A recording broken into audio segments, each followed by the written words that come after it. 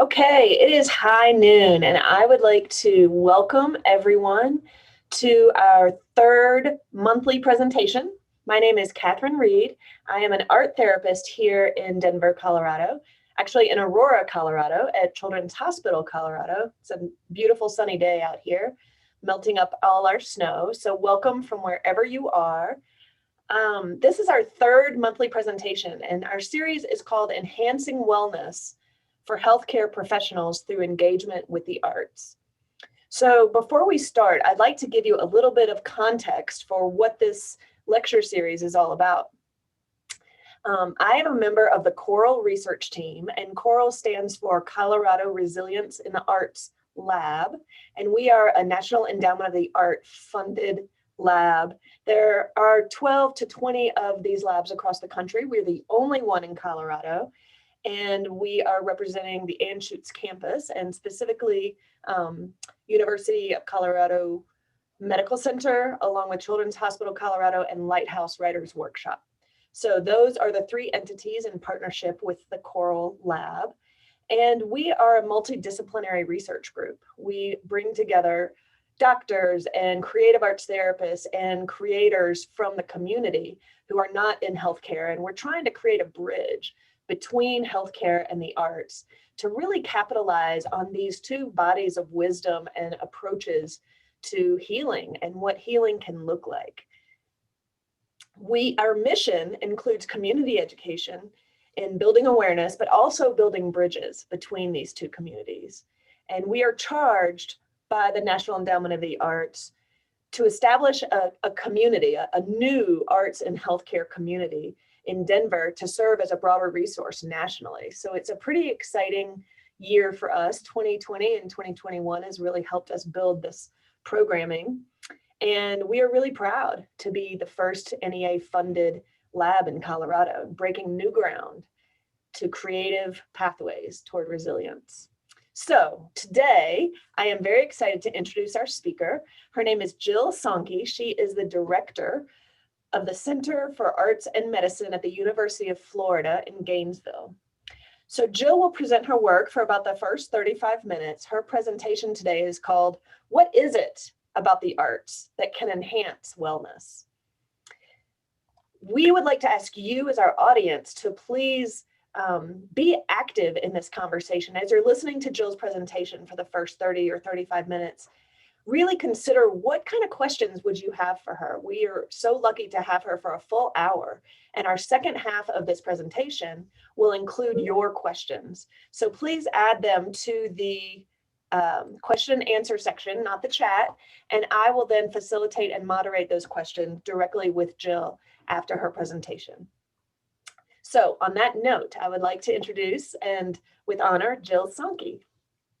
Thank you so much, Catherine. I'm really delighted to be here this afternoon and really excited to talk with you all. And as Catherine mentioned, I really want to welcome your participation. So please do jot down your thoughts and questions as I talk, and then we'll engage in some dialogue. I want to begin by recognizing that I'm joining you today from New York City, which is the unceded land of the Lenape people, among others. And I just want to acknowledge the history, the wisdom, and the traditions and the stewardship of this land of the Lenape people before I begin today. I'm going to take a moment to share my slides. Pardon the transition. All right, you should all be seeing my slides now. And I wanted to begin with this image of one of the care providers, a physician in our healthcare system at UF Health Shands Hospital at the University of Florida in Gainesville. This is a physician who quite often just pops down into the lobby of our hospital to play the piano, even for minutes in the midst of his busy day. And when Catherine invited me to provide this talk in the context of your focus on the arts and wellness and care providers, this man came to mind right away. So you'll see him a few times during my presentation today. So I want to start with a little bit of background on the programs that I represent. And I say programs because at the University of Florida, the arts and medicine programs, plural, include two programs that are two halves of our whole. One of those programs is the UF Health Shands Arts and Medicine program, which is a department of UF Health Shands Hospital at the University of Florida. And that's a program that was begun in the late 1980s. It was one of the first arts and health programs in this country. And we host 15 artists and residents who are members of the staff at the hospital. And those artists facilitate arts activities with patients at the bedside every day across disciplines. They also facilitate community-based programs. We have about 25 free programs in our community every week. And right now they're really engaged in expanding our continuum of care because of all that we've learned during this pandemic about how we can work with folks via Zoom. So we're able now to see a lot of the patients who are artists work within the hospital. They're able to continue that work from home, which is really, really quite wonderful. So the other half of our program is the University of Florida Center for Arts and Medicine, which is an academic and research center based in the College of the Arts on our UF campus. I have the pleasure of directing that center. It was created in 1996. And I'm going to overview a little bit of our programs. I also, just a note, I started working as an artist in residence in the UF Health Shands Arts and Medicine program in 1994. I was also serving on the dance faculty at that time. And so the center was born through that connection. All right, I'm going to start by showing you a little bit about what practice looks like in our hospital. And this video, it's just 3 or 4 minutes long, and it's going to overview one of our research studies. We've been studying for the past several years the impacts of live preferential music performed by artists and residents in our emergency and trauma care units. So this video represents the integration of our two programs, the clinical programs and the academic and research center, and I'll give you a little glimpse of what practice looks like in our hospital as well.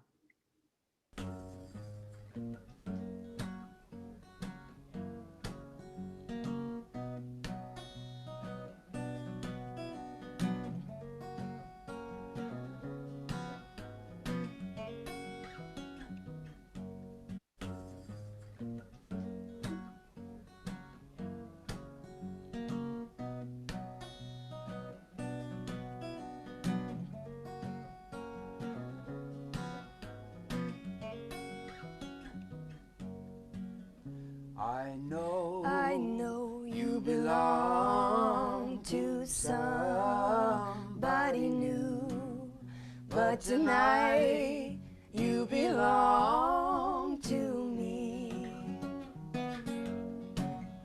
Although we're apart, you're a part of my heart, and tonight you belong to me. Way down by the stream, how sweet it will seem.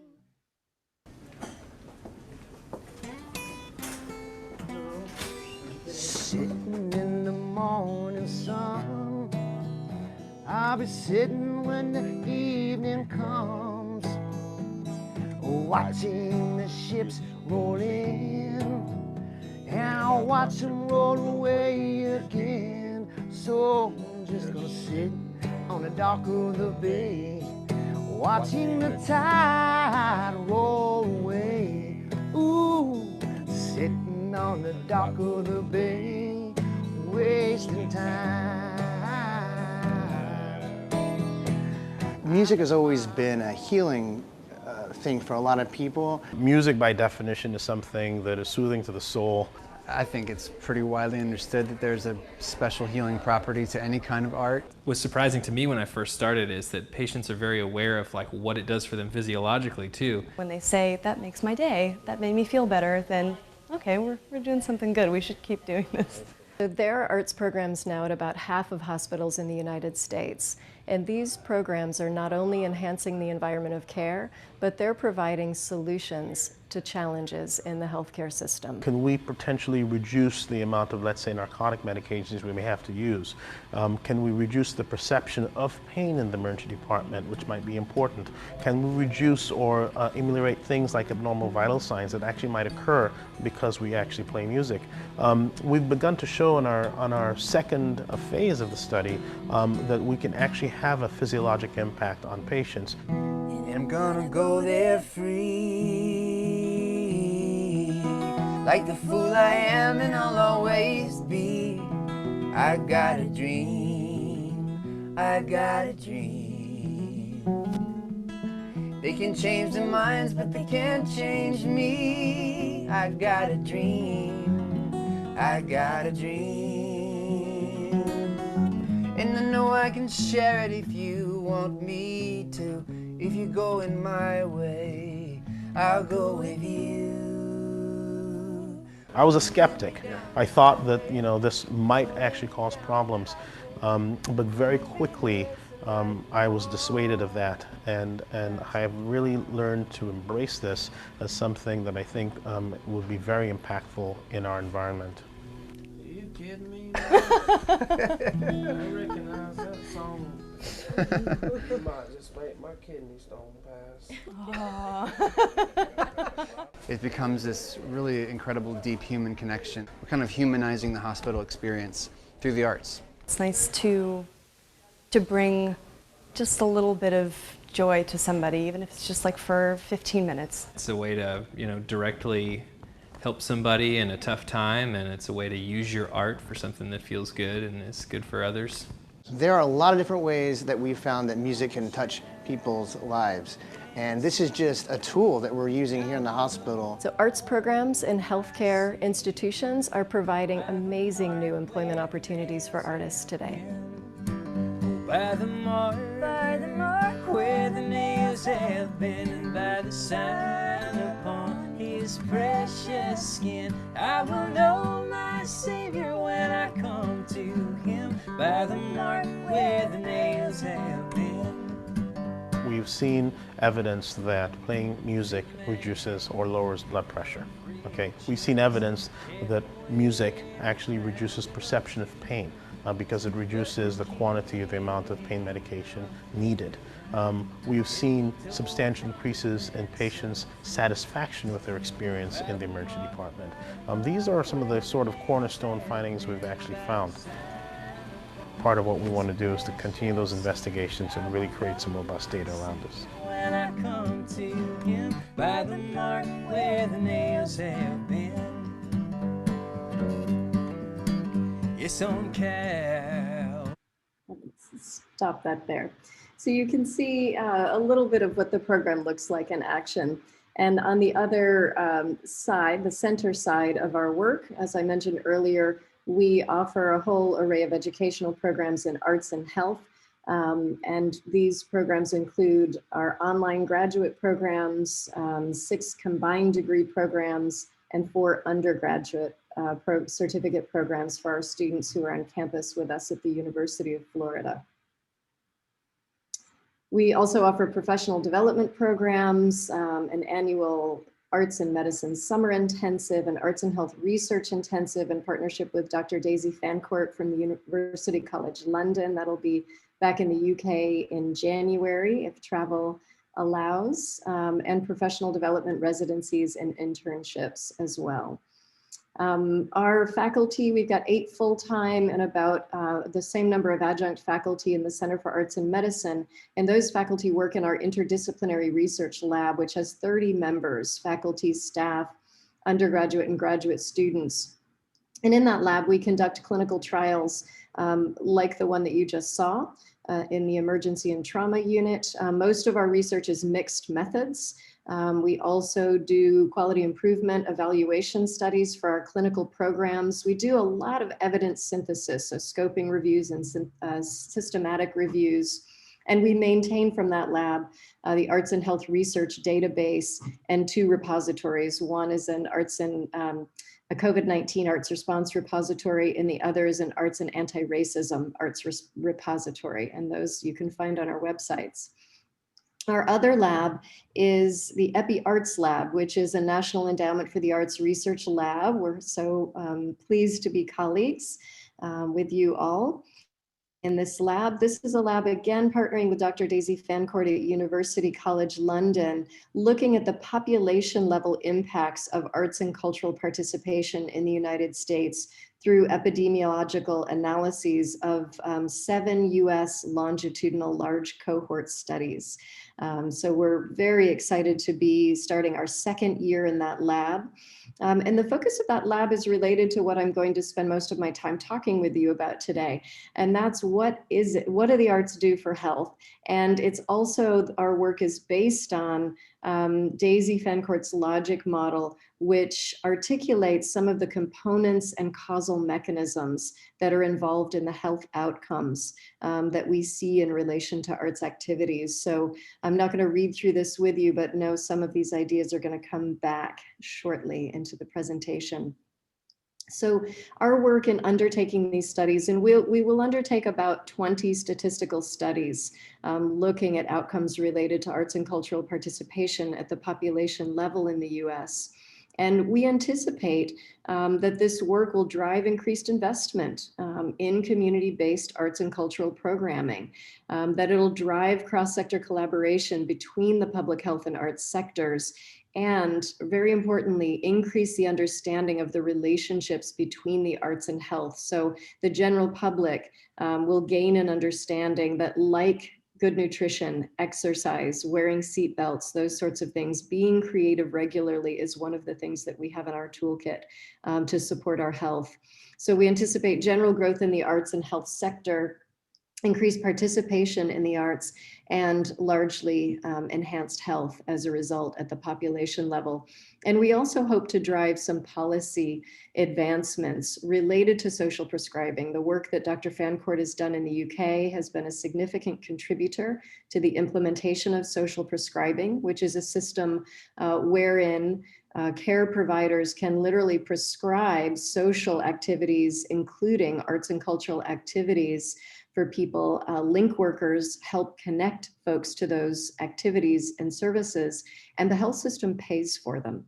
So we're hoping that our work will lead to something akin to social prescribing in the United States. We recognize it may not be just the same, but we hope that it'll be something like that. So I want to circle now into the real subject area for this afternoon, and that's, what is it about the arts? I hope that you found that even just watching that short video and listening to our amazing artists in residence, that you felt something, that you felt a sense of enjoyment, relaxation, joy, anything.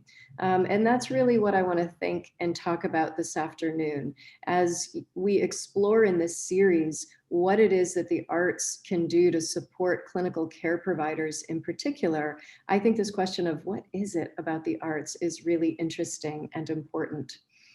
So I'm going to kind of begin with some earlier perspectives here. I hope you're all aware of the work of Ellen Dissanayake. Dr. Dissanayake is a bioanthropologist whose life work has really been about answering the question, do the arts have selective value to our species? Are they essential to our survival as a species? And some of the primary tenets of her work are that art is central to the emergence, adaptation, and survival of our species, and that aesthetic ability is innate. It's something unique about human beings, and it's something that we all can do. Not that we would all choose to engage in aesthetic activities in the arts, but that aesthetic ability is innate in human beings. And so Ellen's work has looked at art as a human behavior, human art behavior, as you saw on the previous slide. She also thinks about that idea in relation to the term artification, or making special. And in that, she recognized that aesthetic ability and the arts allow us to make special some of the things that are really important to our survival. Her work has focused largely on studying infant and mother bonding, and recognizing that mothers are not always the primary care provider for infants of course, her work generally looks at that mother-infant bond or mother-primary caregiver bond, and looks at the way that the arts are used in that, the way that mothers and babies connect, and think for a moment about how you approach a baby. It's really different. You know, if you meet a grown-up on the street, you might say, "Hi, how are you? It's really nice to see you." But that's not the way we approach a baby. We approach a baby in a much more animated way, right? We get, our facial expressions get exaggerated. We get very sing-songy and maybe repetitive in our voices. And that's one of those sorts of innate mechanisms that helps babies engage and bond with their primary carers. And that's important because human babies, as unique among species, need about 2 years of full care before their instincts to feed and care for themselves in a way that would ensure their survival kick in. So that the way that we artify bonding, that we use poetic form in particular in the ways that we bond with babies is really important. She looks at rituals like marriage and procreation. Again, this is very cultural. In many cultures, marriage is linked to procreation. Again, not essential to it, but a part of our cultures. And in that, you know, when we think about the way we make that ritual special to children in particular, you know, there's music, there's flowers, there's food. We artify, we make special that ritual so that we're drawn to it. We also see this happening around things like birth and death and war and peacemaking. So in this line of work, which many others have picked up on, we recognize that artification or making special or artifying makes things that are essential to our lives more sensual and more enjoyable, and therefore we're drawn to them. Food is another great example. So if all we had at our disposal was, you know, beans or grass or one type of food, we would not thrive as a species. And survival as a species means thriving. It means procreating effectively, right? So if we didn't engage in nutrition that helps our bodies to thrive, we actually wouldn't procreate successfully. So we have the culinary arts. We make our food every day really special. Through flavors, visually, aroma, the socialization around it. So art is very essential to our survival in that way. My grandson is going to be the star of the show here for a few minutes, Jalen. I love these images because he develops these really powerful cognitive associations. You know, he finds the cucumber and the eggplant in the garden and he's thrilled. And so that changes his associations with those vegetables, and actually can change his health behaviors. So those new cognitive associations that we make through the arts with things that can be otherwise not special can be really important to our survival as well.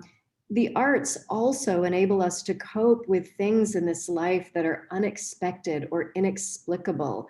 This is Emanuel Oliver, who's the father of one of the kids who was killed at the Marjorie Stoneman Douglas School in Florida a couple of years ago. And he makes murals to explore, to understand, and to survive that experience. And we've seen that so much over the past year with COVID-19 as well. This is spontaneous art making that happened among community members after the Pulse shooting, also in the state of Florida. Oops, sorry, I went the wrong way. Artification, making special, also helps us to make concepts that were previously neutral more significant. So again, here's that eggplant. And this really links to the notion of aesthetic experience. And this is what I really want to think with you all about today. I hope this is a concept that makes really good sense to you. Aesthetic experiences are experiences that are just different than more mundane experiences. They're experiences that linger in our senses and our memories. We have these experiences through nature, through art. These are the moments where you look at a sunset like this, where you look out over the Grand Canyon, where you experience an incredible work of art. And it feels different. The time and space feels different. You feel different, maybe physically or emotionally. We tend to be really focused in these experiences, so maybe the chatter in our heads goes away. But these experiences can and are differentiated from, again, those more mundane everyday experiences. And in this sort of swirl of aesthetics experience, there are a few other notions that I think are really relevant to why aesthetic experience is, I think, very important to our understanding of what the arts can do for our health and our well-being. One is flow state. And so when we engage in the arts, when we have aesthetic experiences, we can often experience a flow state, which is an experience of kind of being in the zone. Again, I hope this is something that you know well and that you experience regularri. Csikszentmihalyi is the theorist behind this notion of flow state, and he articulates specific elements of flow state, namely that we're very focused in flow state. Often there's a little element of challenge, right? And this is unique to our engagement in the arts. Sometimes we're challenging ourselves to develop skills or to make something, to create something. And so that little bit of challenge is a part of what creates this deep focus in a flow state. And there's a temporal experience that's altered in the flow state too. We often just have a sense of loss of time in a really good way. Like you may have been engaged in writing or making art or playing music for, an hour. And when you sort of shift back into your everyday consciousness, you feel like, oh gosh, that was like 15 minutes. And then you realize, no, that was an hour and a half. So the temporal experience is altered.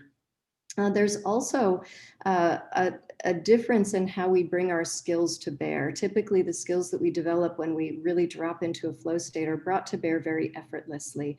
And in this state, we can often experience a relaxation response. Not always, because sometimes we're actually experiencing heightened emotion or even agitation in the focus of a flow state, but quite often we'll experience a relaxation response. And that, as you probably know well, is the opposite of fight or flight. And relaxation response is very clearly associated with enhancing the immune system.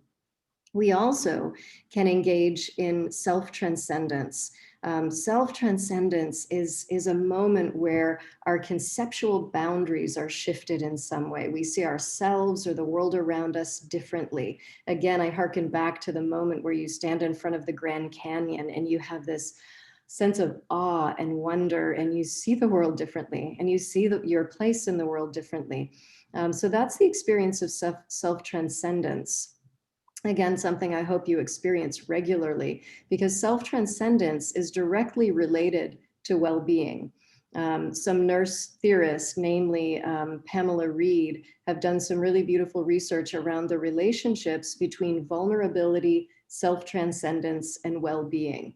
And this is something that I think of often in relation to what the arts can do for patients who are vulnerable, certainly when they're in the hospital, but for all of us, this can be relevant. So Reed's work has shown us that when we're vulnerable, and this is related to any sort of stressors in our lives, we're actually more susceptible to self-transcendence. And when we self-transcend, our sense of well-being or wholeness is enhanced.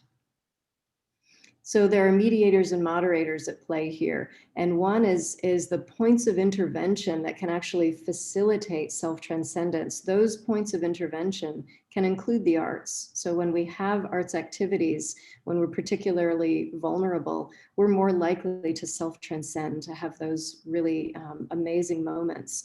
And of course, there are personal and contextual factors that can mediate or moderate the relationships, the likelihood that we engage in self-transcendence, and the extent to which that experience enhances our well-being. And those are things that can be as simple as the environment that we're in, how conducive it is to that flow state, to facilitating transcendence, and of course, things that are going on in our life that might impact the extent to which we experience well-being. But this model has always made really good sense to me from my own personal experience.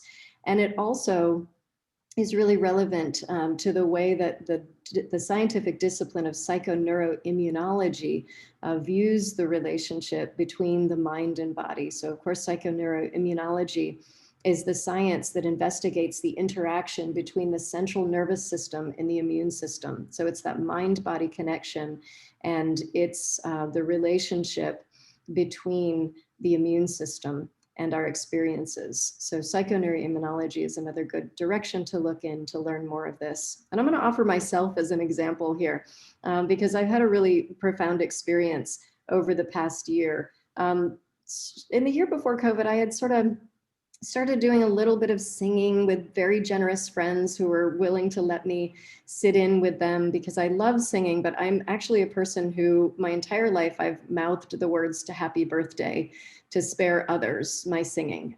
I've felt like I am not a singer, I can't sing, just not my thing. So I've really just hidden my voice and not enjoyed my voice at all. But some friends were generous enough to welcome me in to sing, and I sort of had a moment of saying, all right, I'm just going to make noise and enjoy it. And it really opened something very profound up in my life. And in the beginning of COVID, I got a guitar and I started learning to play, and I started singing and playing on my own every single day. And I've developed this relationship with this new art form. I do it every day. I sing and play a song between meetings because it's so transcendent. It shifts my state of being so quickly and so efficiently. I play several evenings a week with friends, and it's not just transcendent, it's euphoric.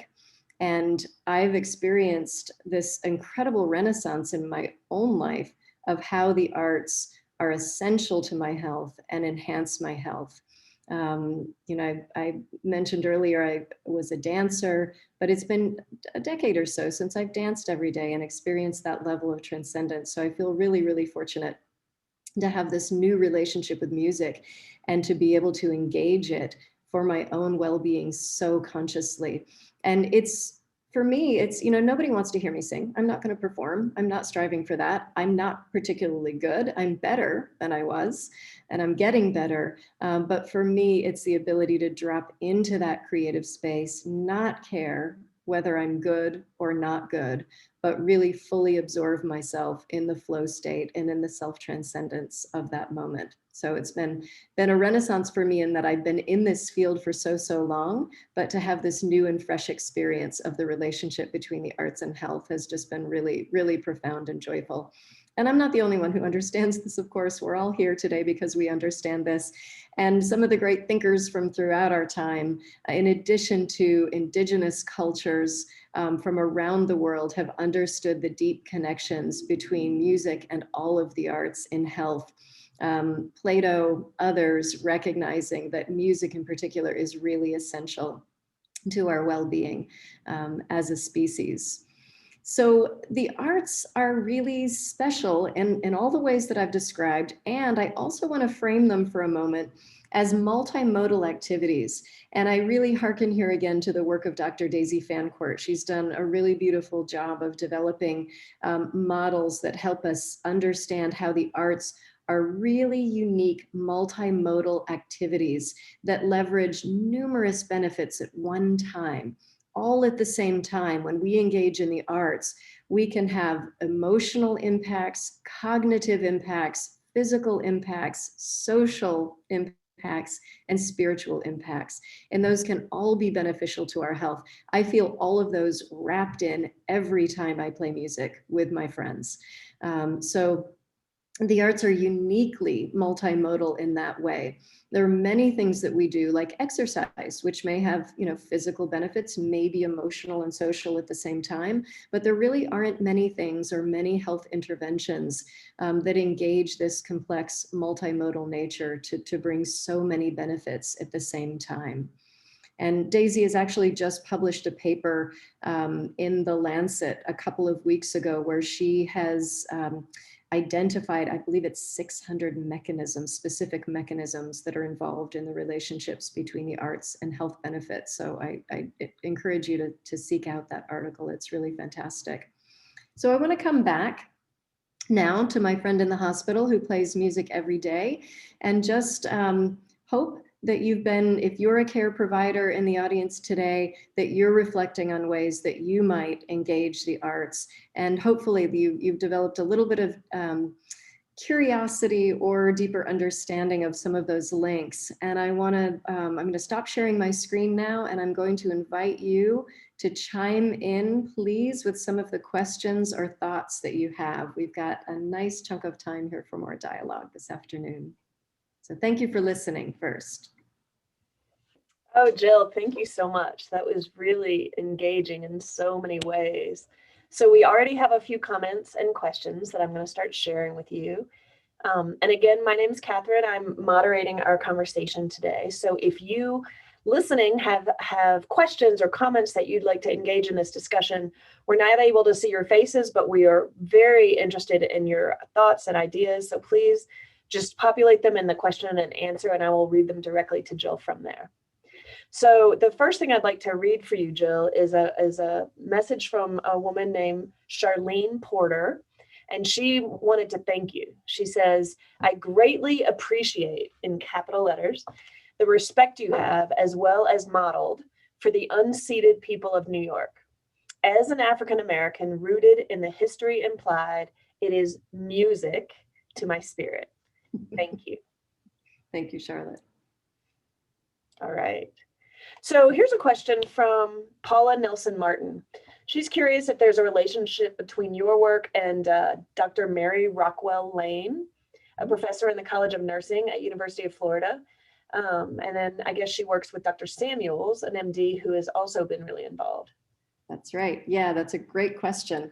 Let me get out of the screen share here. Yes, so Mary Rockwood Lane is one of the founders of the Artist in Residence program at UF Health Shands Hospital. Mary came into the picture early in the history of that program. There were some care providers who were beginning to explore the arts for their own well-being. Dr. John Graham Pohl is one of the other founders of the program. He was a poet, and he was finding that in order to deal with the compassion fatigue and stress that he was experiencing as a pediatric oncologist in charge of a brand new bone marrow transplant unit in the late 1980s, that he was really leaning on writing and writing poetry in particular. And in conversation with other care providers, found others who were doing the same thing. So they started doing what they called laughter play shops as in-services for care providers. And Mary, as a member of the community, an artist and nurse, came forward and said, well, if this is so good for you all, don't you think it might be good for your patients as well? And so she challenged them to create the Artist in Residence program, and she came in and developed that program and ran it for a long time. So she's still teaching in the College of Nursing at UF and very much a leader in this field. Yeah. That's so impressive. It's so nice to hear of wonderful things happening in Florida too. I don't hear enough of those over here in Colorado. So thank you. Thank you for introducing us to those folks. So we have a question here from Betty Hart, who I believe this is the Betty I know. She is a local director here in Denver and a really well-known performer as well. And she asks, how can we share this information with political leaders and the leaders of school systems so that the arts will get funding and not be cut in schools and perhaps be added back to the curriculum instead? It's such a great question. And thank you, Betty, because this is a really huge concern for us in the work of our EpiArts lab. We're looking a lot at the roles of the arts in early childhood development and the critically important roles. In fact, some of Daisy's research in the UK has shown that kids who engage significantly in the arts or show marked creativity are 47% less likely to be maladjusted. So really compelling evidence about why the arts have to be a part of our school curricula. And I always feel in terms of policy, I think of, little p policy and big P policy, big P policy being sort of the laws and, bureaucratic structures, little p policy being more like culture, the ways in which we as communities and organizations and systems do things. And I think it's important to approach in both ways. So in other words, working very locally and at a grassroots way, and working very formally with, political structures. So there are, I believe, in every state, arts advocacy organizations that are doing this kind of work. A lot of states have arts education advocacy organizations, so there's certainly opportunities to join in that work. The National Endowment for the Arts and Americans for the Arts. Americans for the Arts in particular, as an advocacy organization, is driving a lot of that work that you can join, but also just engaging and mobilizing the people in your own communities, parents of children in schools, to just be active in making sure in your own community that dialogues around the importance of the arts are happening. Local politics makes a difference. The number of emails that politicians get, the amount of dialogue in social discussion boards, all of those things matter and put pressure on politicians to address those policies. And then at an even more grassroots level, what can you do in your community to help teachers who are in the classroom have opportunities to learn about how they can engage the arts even outside of arts curricula, using the arts for teaching, using the arts for engaging, and using the arts for helping to promote well-being among their students as well. So I think there's lots of layers. Thanks for that question. It's so interesting too, as you describe all those different levels, Jill. I think about, and here in Colorado, we have the Colorado Business Committee of the Arts, and it's a really active organization that has done quite a bit of study around the incredible economic impact that the arts have had on our local communities here in Denver, but also across the state. And that's another form of, I think, activism in a way, is really showing how much the economy is stimulated by the arts. So that's been a really effective means of getting heard here in Colorado as well. Yeah. So here's a really great question that is echoing a lot of the thoughts I'm having. So Jill, I'm an art therapist, and we have a really strong creative arts therapy program here at Children's Hospital Colorado, including dance therapy, music therapy, art therapy, and hopefully soon drama therapy. And Angela Wibben asks, how do you differentiate your arts in medicine programs from these clinical specialties I'm describing, of music therapy, art therapy, for instance? And as I'm looking at your kind of list of even programs at the university, I'm very curious about how those two kind of bodies of wisdom interact. It's a great question, a super important question, and it's a question that is at the core of everything we do. In our clinical programs, in our educational programs.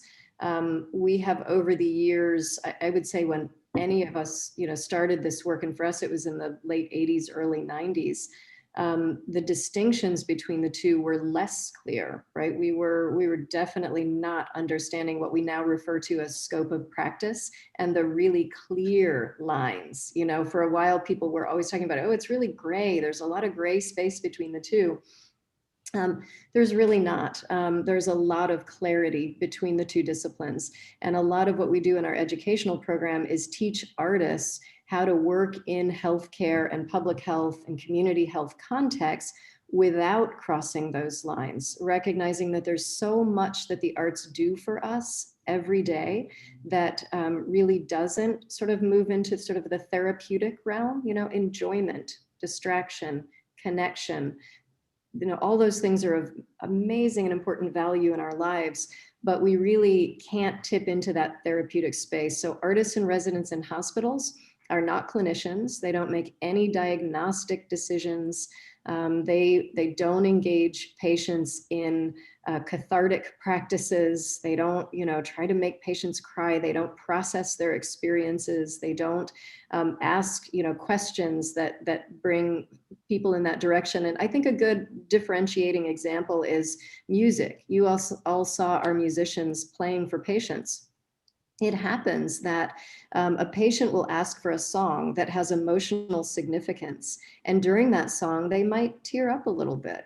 And so as a musician in residence, our musicians are very carefully trained to pause the song and not say, "Are you okay?" Because that could invite a therapeutic process, but rather to say, "Would you like me to stop?" So there are very clear ways in which we maintain those scopes of practice, and artists also know when they need to refer a patient to an art therapist or to the social worker or to a clinician in the environment. So those distinctions are really, really important. Creative arts therapists go through a lot of training to learn how to use the arts therapeutically, have way different skill sets and roles around, diagnosing, supporting clinical goals, making clinical decisions. Our artists and residents don't do that. They bring the arts in for all the reasons I mentioned early on. I so appreciate this conversation, Jill, because it really honors, your approach is really honoring both fields of expertise, right? And I live that every day. We have incredible populations of kids and adolescents that we work with here at Children's Hospital. And we do work with community artists who come in, and we, as the creative arts therapists, provide that therapeutic bridge, right? So if we're working with a group of children, for instance, who have depression or who might have socioeconomic challenges that would demand some therapeutic support, we're right there in the room while they're experiencing their visit from the artist, so that we can then hold and contain the therapeutic material to leave the artist themselves free to just express. That's right. And so I so appreciate you really delineating that difference, because it is a very different level of training for each. Very, Right. and there's need and room for both in a Yes. healthcare setting. Like, art therapists need more time Yes. to work with patients, and there are a lot of people in the hospital who want to hear music, right? So true. there's a really important role for both, and I think the collaboration, we have both. Half of our faculty almost are art therapists as well, so we Okay. bring that expertise and lens into our teaching. And our artists and residents and clinical art therapists partner all the time in the way you so beautifully described, Catherine. Beautiful. Thank you. Thank you for that. Mhm. So here's a question from Shirley Sullivan. She says, how might a poet, a layperson, or a volunteer use poetry to enhance patients' health? Oh, nice. We have a writer in residence who uses poetry all the time in the hospital. It's a beautiful art form in the hospital and, of course, in communities. There's so many ways that I've watched our poets and residents make poetry really accessible to people who aren't familiar with poetry as an art form and for whom it can feel a little unfamiliar and out of reach. So again, just so many possibilities to go into. One of the skills I love in some of our writers is that they can just be in that initial conversation, with a patient, kind of the getting to know you a little bit conversation. And they can magically extract these beautiful phrases and words that the person said and give it back as a poem. And the person is like, I said that? That's so beautiful, So I think they're just magnificent skills for poets to use in the hospital. And I would like to add to that answer, which I love, just that reflective ability of all the arts to help patients, children, adolescents, and adults alike see themselves in a new and creative way, almost be reinterpreted by the arts, right? By a poem or a song or a painting. Thank you for that. This is a great question that's very current. How do you continue to bring arts to hospitals with the challenge of keeping patients safe during COVID? It's a great question. So our program is a little unique. I've seen different things happen in different programs around the country, but when COVID happened and when we were starting social distancing and people were starting to work from home, our hospital leadership was really clear that our artists were essential personnel. They were members of our hospital staff, and therefore we would keep doing our work at the bedside using the very same safety protocols and procedures that all of our clinical staff were using. So our artists and residents have continued to work at the bedside.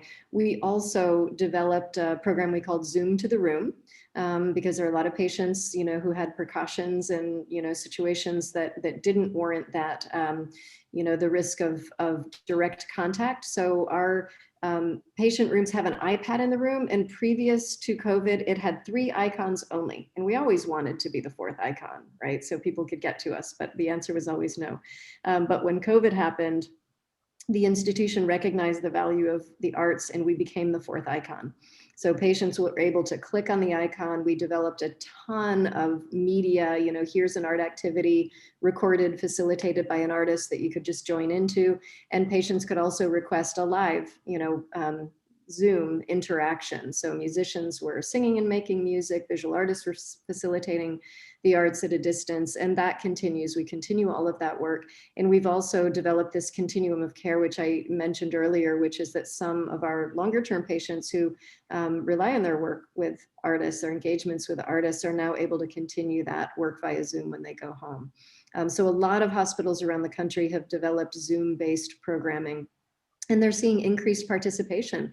Folks who, a lot of outpatient programs in particular, like our Dance for PD and Dance for MS programs, we've got more folks because we've got people for whom travel is difficult, who can now join via Zoom.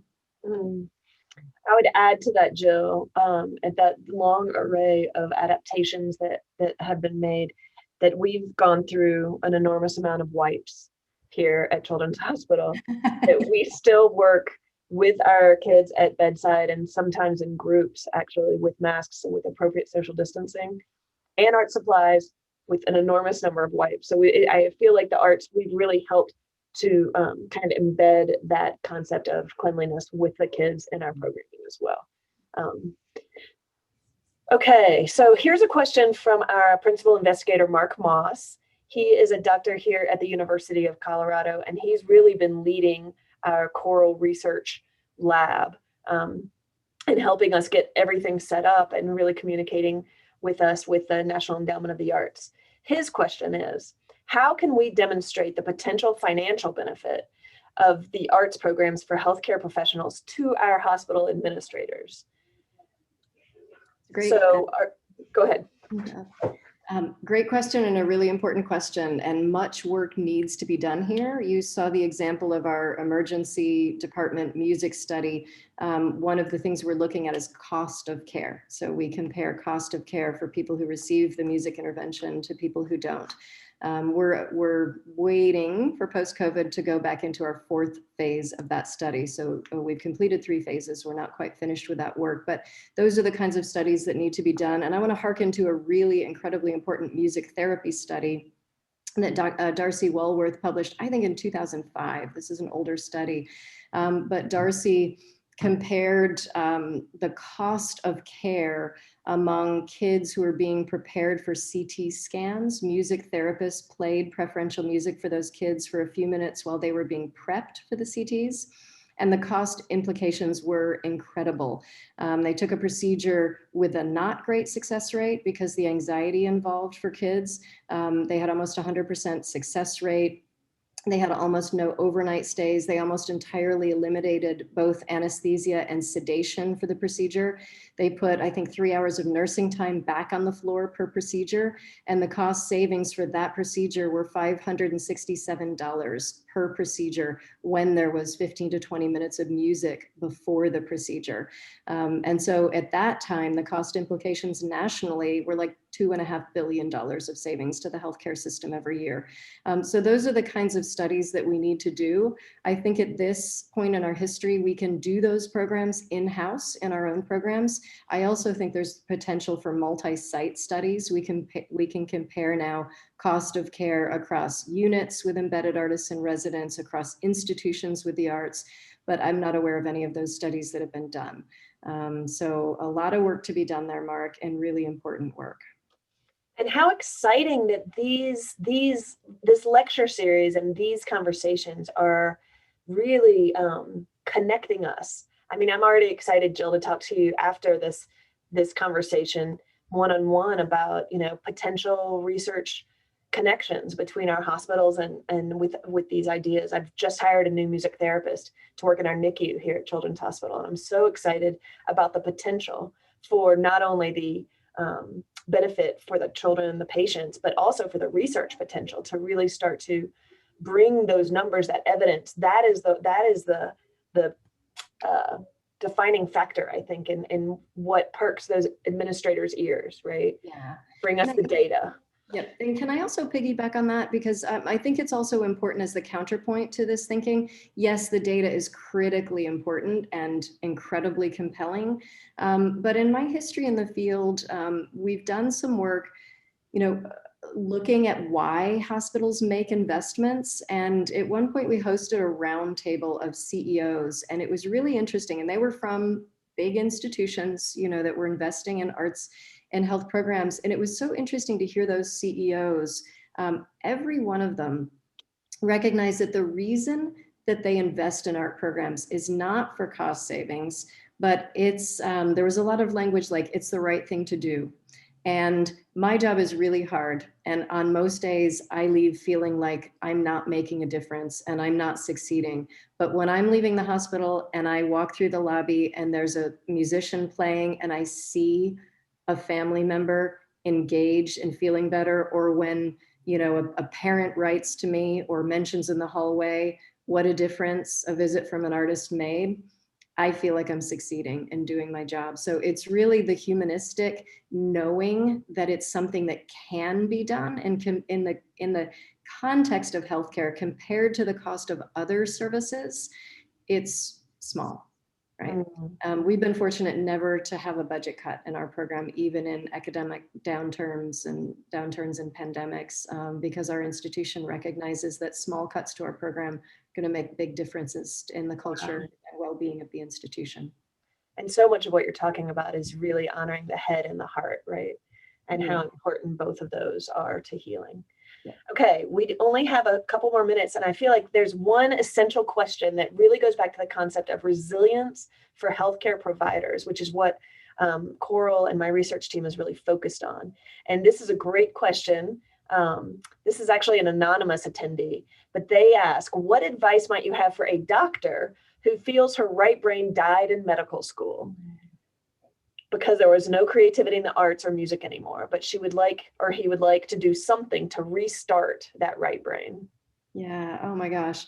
So again, I hearken to that moment in my experience where I was, in another room in a house where other people were singing and hiding because I felt like I wasn't a singer. And I just had a like, oh, forget it. I got to get in there moment. So that was a moment of liberation for me. And I would say, just jump in and try it, and don't feel like you have to be good. I mean, so it's so much about our American culture is that we feel like we either are an artist or we're not. And often we don't enter the space because we feel that it's the space of others. So I would say, just jump in, reach out to a friend who has some comfort or routine around the arts, jump in, there are community choirs, church choirs, get some sidewalk chalk and sit down and chalk on your driveway. I mean, do small things, take small moments. I think they can really make a difference. I mean, I have learned, so I never thought I could learn an instrument at this stage of my life. I'm turning 55 in a couple of weeks. And I have been astounded to see that I can learn a new skill, that I can learn to be a musician, that I can develop a singing voice at this stage of my life. So you can totally do it. You just have to jump in and find a friend to jump in there with you. I love it. It so speaks to my philosophy that if you can make a mark, you can be an artist. Yeah. So I also want to say, if the person who asked that question or anyone else on this call is interested in answering that question for yourself, on top of what Jill just said, we also locally here in Denver have research opportunities for you to be a part of our clinical trials, to come join our choral lab. So we have dance, music, art, and writing workshops that go on for 12 weeks, and then they're specifically for healthcare providers.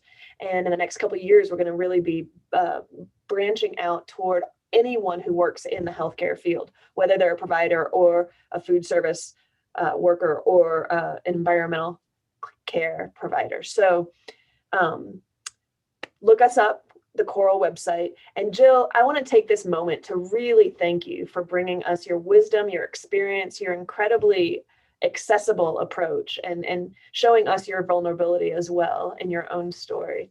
Thank you so much for being a part of our lecture series. Thank you. It's been a pleasure. And I want to remind everyone that we are holding a lecture every month. Our next one is April 16th, in 1 month on Friday at noon. And we'll be meeting Julia Langley, who is the faculty director of the Lombardi Arts and Humanities program at Georgetown University. Please join us, tell your friends. We're so thankful that you all were here today together. Okay, have a great day, everyone.